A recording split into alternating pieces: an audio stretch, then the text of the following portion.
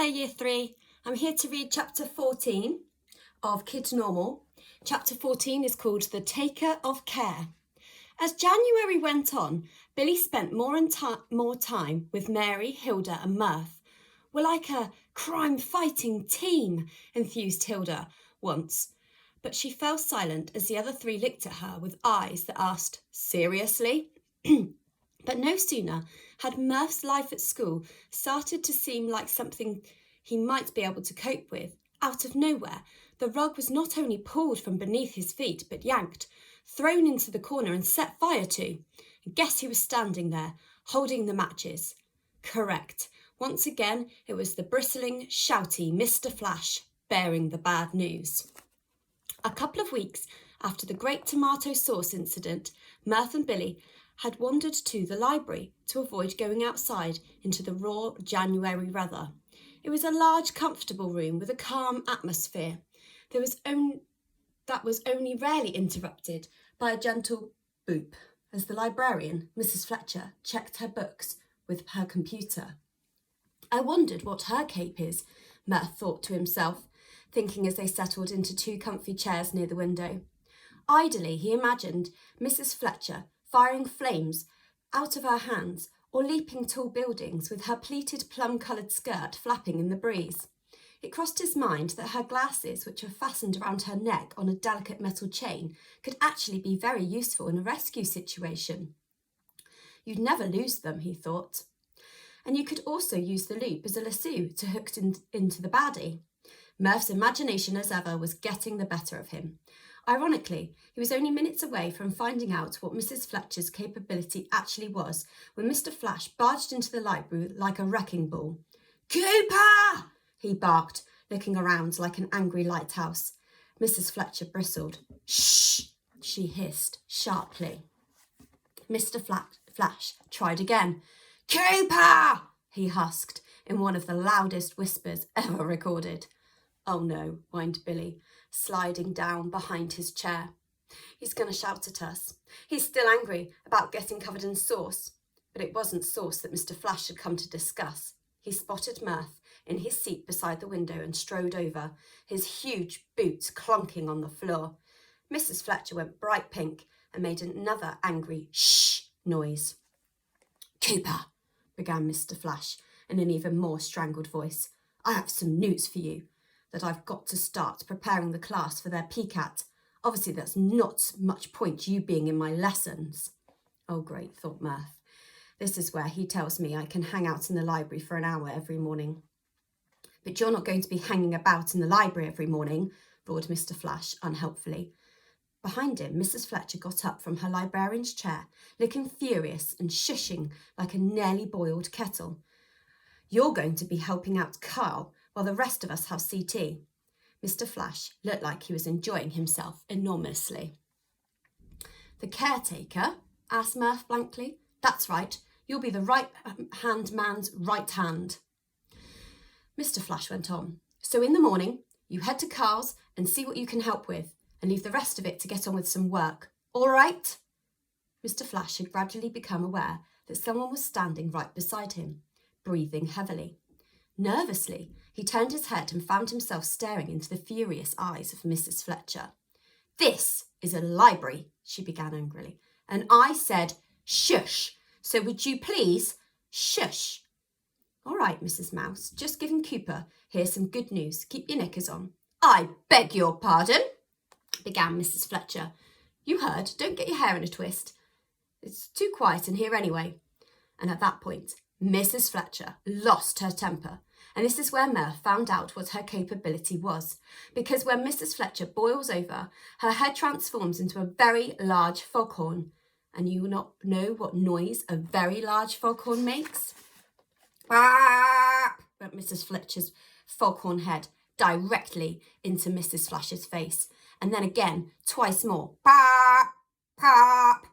And after the 3 blasts, the entire library was silent from shock and awe. There's a little picture there of the librarian turning into a foghorn. Mr. Flash looked rather dazed and rather windswept. He reached up and wiped some librarian spit off his face, adjusted his moustache and quietly walked off. Mrs. Fletcher's head transformed back into a normal-sized librarian head, and she sat down as if nothing at all had happened. The following morning, instead of heading to CT, Mirth trudged off to begin his glamorous role as a caretaker's assistant. After Mr. Flash had left the library, Billy had informed Mirth that Carl had a workshop on the edge of the woods at the back of the school grounds. As Mirth crossed the playing fields, he realised for the first time how large and cleverly laid out the grounds of the school actually were. The green fields behind the main buildings were almost totally secluded, with high wooden fences stretching into the distance and only a few treetops visible beyond. The school was on the edge of a steep ridge, he worked out, and because the ground dropped away so sharply, the whole place was practically invisible. Perched on the edge of a slope near the trees was a collection of wooden buildings that, as Mirth approached, he saw was bigger than it looked from a distance. Carl's workshops tumbled down the first part of the slope as a cleverly stepped series of platforms. It was as if a building had been pushed off the edge of the hill and came to a resting mid-collapse. There were extremely large double doors to the left, securely padlocked, that seemed to lead into a garage of some kind. To the right was a smaller door, which looked like the main entrance. There were large flower pots on either side of it, although at this time of year they contained nothing but brown earth and the remains of the morning frost on top. And pinned up just beside the door was a small grubby piece of card with the words "Fortress of Solitude" written in small, neat, curly handwriting. Next to them, in a different pen, someone else had drawn a smiley face. Mirth screwed his face up into the other people are unfathomable expression that he was now adopting for around 60% of his school day, and slowly knocked on the door. "Round the back," came a voice from the woods below him. Along the side of the building, Mirth noticed a walkway of planks and paving slabs that had led crookedly down the hill and round to the back of the buildings. He picked his way down, heading towards a large pond he could make out through the trees. Overlooking the pond was a wide decking platform supported on stilts, and Mirth caught a glimpse of a wisp of greyish smoke rising from it. The smoke was emerging from a short, wooden pipe stuck into the underside of a neat grey moustache. Above the moustache was a checked brown cap, and in between the two of them was a pair of shrewd eyes. Two muddy leather boots finished off the whole arrangement, stretched out comfortably in front of an old-fashioned deck chair. And there's a picture there for you to see of the caretaker in his sheds.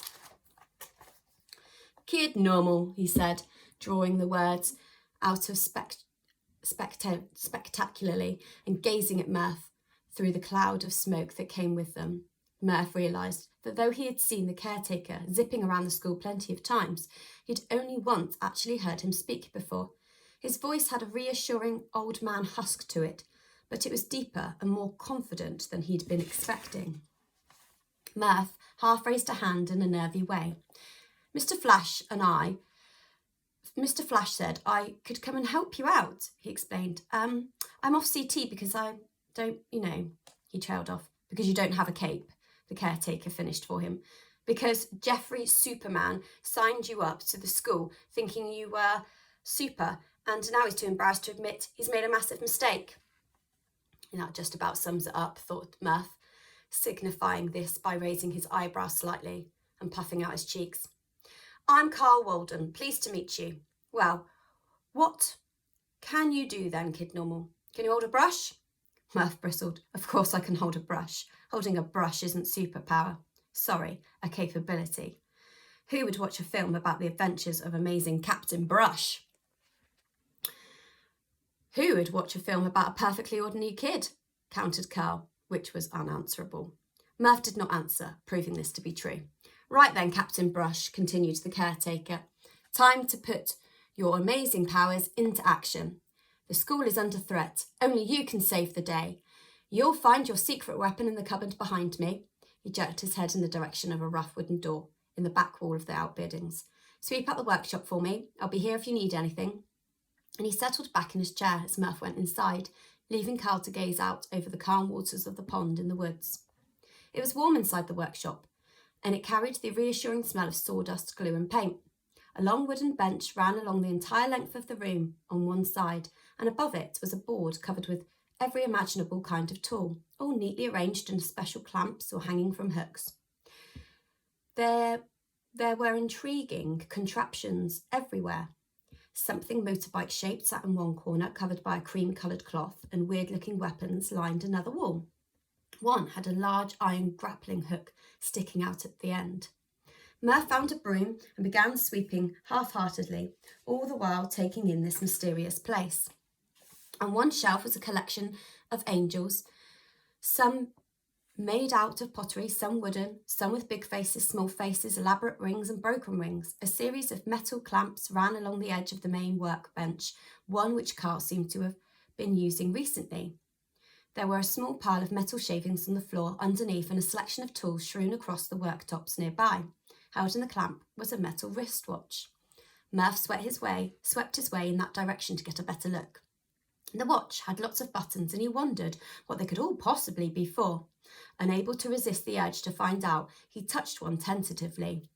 Maybe it was one of those watches that could change the channel on the TV. A jet of flame shot out of the side of the watch and singed a nearby pot plant. Safe to say it wasn't one of those TV remote watches, thought Murph, dashing over and furiously trying to pat out the smouldering flames. "Everything all right in there, Captain Brush?" came Carl's voice from outside. Yep, absolutely, just brooming away," lied Murph, as a burning leaf drifted delicately to the floor. As he was dusting the ash from the workbench, his attention was caught by something even more interesting than a frame thrower watch. Tucked away behind the plant was a wooden box full of photographs, with its lid half off. Murph took a closer look and saw a face he recognised. He carefully slid the photo out, trying not to disturb the stack or start any more fires. It was a large black and white image of two men with their arms around each other and their thumbs up. One of the men was Mr. Superman, dressed in the red costume Murph now knew belonged to his alter ego, Captain Alpha. The other man, he realised, was a much younger Carl, with no moustache but still dressed in the same clothes and wearing his distinctive checked cap. Both men were smiling, standing in front of a car with a long bonnet, which was dented and scorched. But as Murph peered at it, trying to make out more details, he heard the door handle behind him turn. In the nick of time, he stuffed the photograph back into the stack on top of a picture of a smiling girl with long silvery hair, grabbed his broom just as Carl appeared in the doorway. "Cup of tea, Captain?" the caretaker asked. Murph composed himself, but found his voice came out higher than usual, the universal indicator of guilt. "Yes, please." "Right you are," replied Carl. "Try not to start any more fires whilst I get the kettle on, eh? There's a good kid." And that's the end of chapter 14. I wonder what else Murph will find out working for the caretaker. Take care. Bye.